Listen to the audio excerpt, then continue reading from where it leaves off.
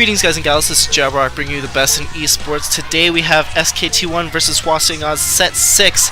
This is going to be BeSt versus Princess on Empire of the Sun. And it looks like at the bottom left, as the Protoss player, is going to be BeSt, and at the bottom right in purple is going to be the Zerg player Princess. And that's really a kind of a weird name, Princess, especially if you're a guy. You know, obviously Starcraft players aren't the manliest besides Reach, according to Cholera. But still, I think that Princess is, you know, kind of a very, very peculiar name. Anyways, BeSt has a 59% win rate. 48 versus Zerg, though, because that is his weakest matchup, so that's a little bit unfortunate for him to be playing against a Zerg player in such a critical match. SKT1 is up 3-2, so even if he loses this, it will go the ace. Probably BeSt or Fantasy will play that. And we have Princess on the other side with a 42% win rate. Princess is a fairly new player. I think he's only played like a total of 14 matches or something like that. He is 3-2 against Protoss, which is his best matchup. That's 60% win rate. This is Empire of the Sun, where there are a lot of chokes near your expansions on the outside of the map, but the middle of the map has a lot of bridges and open areas where Zergs can do very, very good surrounds. So far it looks like we have 2 more drones after Overlord, so I'm assuming a 12 hatch of some kind. At the same time, BeSt is scouting around, scouting in the wrong direction first, probably actually going to scout. No, it looks like he's going cross positions possibly, so he'll scout Princess. Nope, he's going up. So yeah, you can see those bridges. Actually, I don't even know where he's going, man. No, he is going to go to that top right corner, so he is going to scout Princess third. Princess now, I believe, just sending out a drone scout.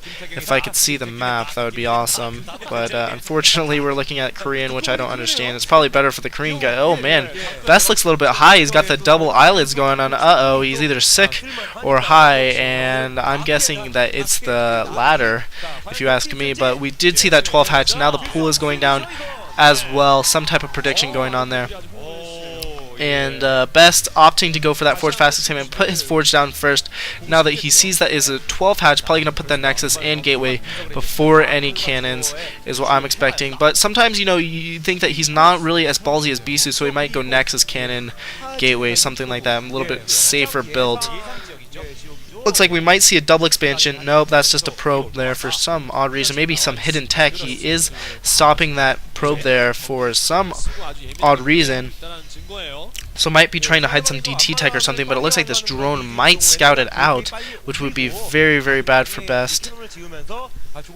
And Princess going for that double expand, which is just so common now versus the Protoss player. The Zerg just really wants to stay ahead in terms of bases against the Protoss, and so he is going to go for that double expand. That's also going to help him get out more larvae, as that's going to add another hatchery. So we do see, I believe, oh no, we saw Nexus Gateway Cannon, only building 1 cannon. Usually players like to opt for 2. However, BeSt is going to play a little bit risky.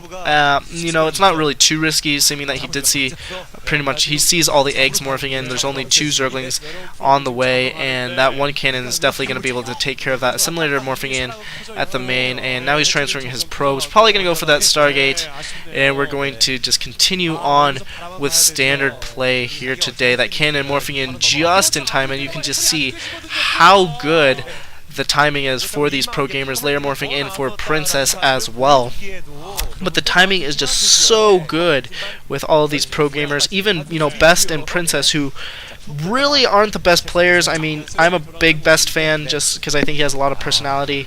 But he's really, I mean, 59%. That's good, but it's not, you know, it's not great. It's not, you know, really, really good. You know, BeSt is kind of a shady player. Sometimes he plays very well, like against Flash at the beginning of the season, and sometimes he really, you know, just does something awful. Cybernetics core going down finally, and I'm assuming that that's the Stargate, and yes, it is. So he's going to be going for Corsairs pretty soon. That Overlord's going to be able to see everything that's going on. That probe gets picked off by 2 Zerglings. But yeah, BeSt is very streaky. You know, he goes on really good runs and really bad runs. He's not really too much of a consistent player. Second cannon morphing in just for some extra defense. We do see that Spire going up, so we have Scourge probably impending in the next minute or 2. More Zerglings moving out into the midfield, and it looks like he might be going for the contain. BeSt needs to be very careful. Uh-oh, these Zerglings are coming in, and oh my gosh, gonna get past all of his defenses. I told you that second cannon needs to be earlier. He's trying to build a cannon in his base. He needs to do some good defense against this, because if this cannon gets picked off, he is absolutely screwed. He does only have 3 Zerglings in the base, so if he's able to keep that cannon alive for the time being, there's no Corsair being made. Finally, the Corsair goes down. It looks like only 2 that's 3 probes actually on gas, but he had to pull some of those probes to get on gas, and almost losing that probe. Not losing a good micro by BeSt, and only 2 Zerglings in the base now. I don't think that this is going to be too much of more of an annoyance than anything. Another hatchery going down at that 3rd base, and so he's going to go for this 5 hatch Sloran play. Here comes the Zerglings yet again. I think he's building another cannon, possibly a robotics facility going down as well. Looks like that forge was spinning, so probably +1 weapons is what I'm assuming. There's only 1 more Zergling in the base, and so there's probably no more damage going to be done. But BeSt does not need to, he needs to not let his guard down. He needs to keep up his guard. Ooh, he might lose a probe there, and that probe, oh man, I thought that probe was stuck, but the first Corsair is out, the Spire is up, so he has a limited amount of time to where he can pick off an Overlord. If he does not pick off an Overlord, he's going to be a little bit behind, because it's pretty standard to lose 1 Overlord to a Corsair in the early game for Zerg. And this Zealot trying to micro around these Zerglings, able to pick off a drone. Very nice job by BeSt, and I don't really know if 1 drone for 1 Zealot is really economically effective. You know, drones are very, very important, but at the same time, I know if it was an SCV or a probe, it wouldn't be, but drones are just so important to the Zerg player that it actually might be, even though, you know, Zealots are 100 minerals and drones are only 50, but you just have to think about how much mining and the larva that he has to use on another drone rather than, you know, some other type of unit like a Zergling or a Hydralisk, or, you know, in the later game a Defiler, Ultralisk, stuff like that. Forge still spinning, so I'm assuming the +1 is going to be done pretty soon. Hydralisk now morphing out into the midfield. I'm assuming they're going to be changed into Lurker, so he's going to go for more a Lurker Ling type play. Probably not for a huge Hydra break, as you know, I mean, I guess he could go for a big Hydra break, but I'm assuming that they're going to morph into Lurkers. These Scourge are going to be able to get a scout on the base, and there's really not that much defense, so if you went for a Hydra break, I think this would possibly be a good tactic, especially because there's so many Corsairs in the area. Those Scourge aren't going to be able to take that many Corsairs down, and you know, he looks like he is going for that big Hydra break. As we see, these cannons are barely morphing in. He needs to get these cannons up very quickly. Oh man, this could be so bad for BeSt if these cannons don't get up. This Reaver needs to stay alive. Here comes the Zerglings. The Zerglings get past, and this Scarab doesn't done. It gets all of those Zerglings. Very nice job there. Another Scarab goes down, able to kill off a lot of units, and you know, Princess is gonna have to back up now. Very good defense by BeSt. Just barely able, building 3 more cannons in the area, trying to pick off an Overlord, just kind of sacrificing some of his Corsairs. Man, he's gonna lose a Corsair.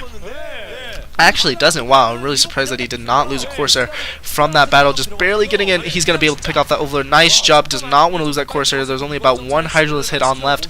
10 hit points. He does have a Templar Archive, so he's going to be able to get High Templar or DTs if he really wanted to in the mix now. And these Zealots are in hold position. I think that was a mistake. Here comes the Reaver. More cannons going down, but it looks like Princess is backing up. He does have a critical number of Hydralisks. If the Reaver was not there, he'd be able to take this on, but 3 Hydralisks popping from that 1 Scarab, but oh, another Scarab just barely duds, I believe. I think it would have been able to take some out if it didn't dud, but I think that last Scarab dud. Unfortunately for BeSt, he is still under a ton of pressure. He needs to get something out. Here's the DT. He needs to keep his Corsairs alive because there are 3 Overlords in the area. And oh man, that DT is gonna get picked off. It's running for its life and barely gets picked off. BeSt is in a world of trouble here, but he's able to pick off some of those Overlords at the main base of Princess, but those Hydralisks are able to defend, and still only 4 Corsairs out. He's just going for a massive Hydralisk push, and BeSt needs either, you know, Zealot legs with a bunch of Zealots to guard this Reaver, or I guess he could go for some High Templar and Storms. But he needs to make sure that he doesn't overcommit on power units, that he has some meat, because High Templar and Reaver alone is not a good mix. You know, plus these cannons, it's okay because he's going to have the cannons in front of him. but really, if he ever wants to engage outside of his base, he's going to need to get a lot more zealots, and I think that he knows this. That's why he's getting those 3 more gateways for a total of like 7 or 6, something like that. Those Hydralisks grouping by that mineral line, another hatchery going down, so I believe that he's going to be at 6 hatches and 3 bases. It looks like he's taking that 12 o'clock, no, that's just Scourge, just kidding. I thought he was taking that 12 o'clock base. But just Scourge, just kidding. Now he has about 6 Corsairs, which is a pretty good amount. Here comes the Scourge, needs not to lose them, needs to run those Corsairs. I almost call them carriers. He needs to run those Corsairs away. I think that at this point he can turn around and attack. Although, oh man, they're so close and they split them off. And oh man, good sandwich by Princess, able to pick off that Corsair. 2 Reavers in the backfield, so he's going to be able to defend pretty much a larger force by Princess if it comes to that. If he goes for that big Hydralisk break, I think that BeSt is going to be able to defend that. Cybernetics Core was spinning, so we're probably going to see +1 weapons for air very, very shortly. Droning up is Princess, trying to get his economy going, trying to get a better saturation so he can just pump out more and more units. So Scourge are going to be able to get a good scout out on the army for BeSt. And right now we're just kind of at a standstill where things are very, very, very tentative. Both players just kind of macroing up. 2 more gateways going up for BeSt, so he's going to be at a total of 8, I believe. It looks like he was also going for an observatory just in case lurkers start morphing in, and that's exactly what Princess is doing. Princess is going for lurker play, which I definitely agree with. I think the lurkers are going to be a lot more effective than just mass hydras, especially because this map really doesn't work for mass hydra play, simply because there is that choke for that natural. You know, the protest player can just pretty much turtle up, which is kind of rare on these type of games. In PvZ, it's very, very rare for protest. Well, it's rare for Protoss to turtle up just in general, but just because that choke is so small, those Reavers with those cannons are going to be able to pretty much deter any type of attack. We see Mass Dragoons coming out for BeSt, so he is looking to push out pretty soon is what I'm assuming, loading up the shuttle with those Reavers. Here comes a lot of Scourge though, needs to make sure that he doesn't lose that shuttle to Scourge, because honestly I think if those Reavers if those Scourge suicided into that army, I think they'd still be able to pick off that shuttle. Looks like he's loading up some other type of tech, maybe High Templar, going for a Templar drop, a Storm drop more like, and I think that's going to be very effective. He needs to make sure that he scouts it out though. Oh man, all these Corsairs go down. Oh my gosh. All those Corsairs go down. He only has 1 Corsair left in his army, I believe, and he's in a ton of trouble, man. He needs to push in now is what I think, because, you know, Princess is just expanding like crazy, getting hatches like crazy. He's going for this big timing push, getting his Reavers into the shuttle, and here he comes. We're going to see Hydralisk versus Zealot, Dragoon, Reaver, and High Templar Storms. Here we come. There is an Observer in there. They're going to be able to kill off those Lurkers, and the Dragoons moving in as well. Storm going off. Good Storm there, and it looks like Princess is going to have to back up, just unloading those Reavers a second late on his micro. You know, I think he needs to unload those Reavers just a second sooner. Here come some Mutalisks. Surprisingly, a lot of Mutalisk play. I think he was assuming that BeSt was going to go a lot more Zealot heavy, but unfortunately he did not, and so these Mutalisks are probably going to be able to snipe these Reavers, but I don't know if it matters that much, because, oh man, here come a lot of Mutalisks, but they're all dying to all of those units. There's only about 3 more Mutalisks left, and if he's able to keep this shuttle alive, but the shuttle has 1 more hit on it, barely just getting pincered in by all those Dragoons. These Dragoons are going to be able to take down that total Mutalisk force. I don't think that BeSt necessarily wants to load up those Reavers in that shuttle, because that shuttle only has 1 hit left. I think it would be very unwise to do so, and that shuttle does go down, and oh man, Princess going for kind of a surround, and that's exactly what I'm talking about. There's a lot of open space in the middle of this map. If he keeps these Reaver lives, he's going to be able to do so much damage, trying to micro them to the best of his ability, but I think there's just too many Hydralisks in the area. But no! Oh man, it looks like these Reavers are just doing so much damage, able to keep one of them alive, and able to pretty much take out this entire force by Princess. BeSt is doing an amazing job. BeSt reinforcing with more Zealots, and it looks like he's going to be able to push in here just as long as he's able to keep up his macro. That's going to be so important in the near future, just because these mass Hydralisks are going to be effective, and unless BeSt is able to keep up his macro, because he does have 8 gateways, which is a lot. a lot. What the heck was that? But yeah, that is a lot of gateways, and so he's able to macro up a lot of units. He's going more zealot heavy, which is what you want to do against mass Hydralisk. Here come the Hydralisk. That lurker almost dying, just barely getting away. But here comes more units for BeSt. Oh man, the High Templar almost gets pissed off. Pretty good storm, pretty good desperation storm. That another High Templar gets picked off, it looks like, but oh no, it did not get picked off. Only a half health.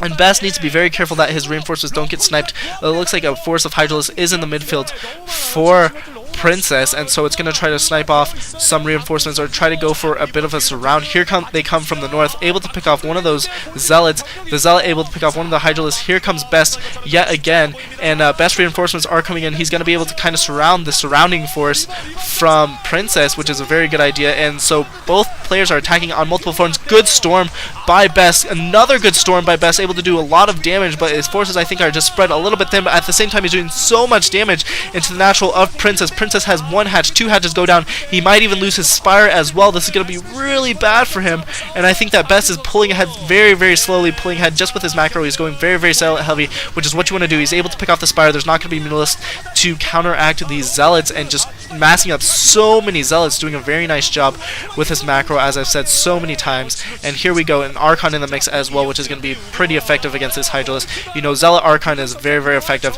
against Hydralisk. I think BeSt knows, even though he is like super high right now, he's able to macro up and do very good micro, able to pick off a lot of these drones that are in the main. Still, we have 4 Mutalisks in the area, but this is going to be really nothing, especially with that Archon in the mix and that Dragoon as well. And Princess GG's.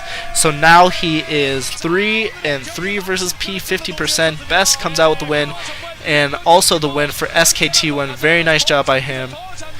If you guys like what you saw, please subscribe, give me a like, and comment below. That's game, and that's the set. SKT1 over Hwaseung. Lates.